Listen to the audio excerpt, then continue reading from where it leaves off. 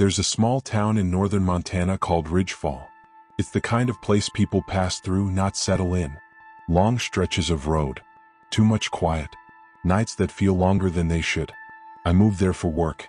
Temporary contract. I wasn't planning to stay long, just needed somewhere cheap and close enough to town. That's how I found the house. It sat alone at the end of a dead-end road, surrounded by pine trees that leaned inward, like they were closing around it. The landlord didn't say much. Just that the previous tenant had left suddenly, and the house had been empty for a while. I didn't ask questions. The first few nights were normal. Too normal. On the third night I heard it. A soft click. Not loud enough to startle me, but sharp enough to pull me out of sleep. It sounded like a fingernail tapping against glass. I lay there listening, trying to decide if it was real or just my mind filling the silence. I assumed it was pipes. Old house. Cold weather. That explanation worked, until I realized something. The sound stopped the moment I closed my eyes, and started again the moment I opened them. The next night it came back. Same rhythm. Same spacing. Click, pause, click.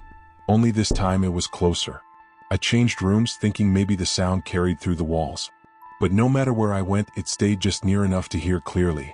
Always on the other side of the wall. Always waiting. On the fifth night, I got out of bed and followed it. The house was dark and silent except for that clicking sound. As I walked down the hallway, it seemed to move with me, never ahead, never behind. Guiding me. It stopped beneath the staircase. I knelt and pressed my ear to the wall. The clicking stopped instantly, and something else replaced it. Breathing. Slow. Controlled. Like whoever was on the other side was trying not to be noticed. I backed away. The breathing stopped. That was the first night I didn't sleep. The next morning I noticed the numbers. Small markings carved into the side of the staircase. Shallow, uneven, like they'd been scratched and absent-mindedly. 1,234. They continued downward step by step. I told myself they'd always been there. I just hadn't noticed. But that night the clicking returned. Faster this time. I shouted into the darkness, telling it to stop. The sound stopped immediately. Then came 3 knocks. Not at the door. Inside the wall. Directly behind my headboard. I left the bedroom and slept on the couch. When I woke up the next morning, there were more numbers. They weren't carved. They were pressed into the wood. Indented. Like someone had counted by pushing their fingers too hard. And the count was higher now. I asked the landlord about the numbers that afternoon. He didn't look surprised. Just uncomfortable.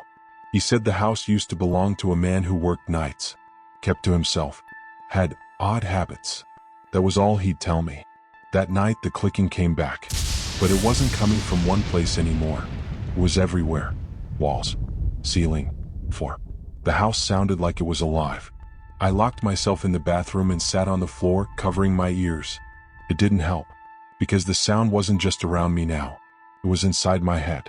Then I heard my name. Not spoken but tapped. Each letter knocked out slowly, carefully, like someone learning it for the first time. That's when I noticed the final number. Carved deep into the inside of the bathroom door. Right at eye level. It matched the number of days I'd lived in the house. I didn't stay until morning. I grabbed what I could carry and left before sunrise. Weeks later, I got an email from the landlord. He thanked me for staying as long as I did. Said most people never make it past the first count. I still hear the clicking sometimes.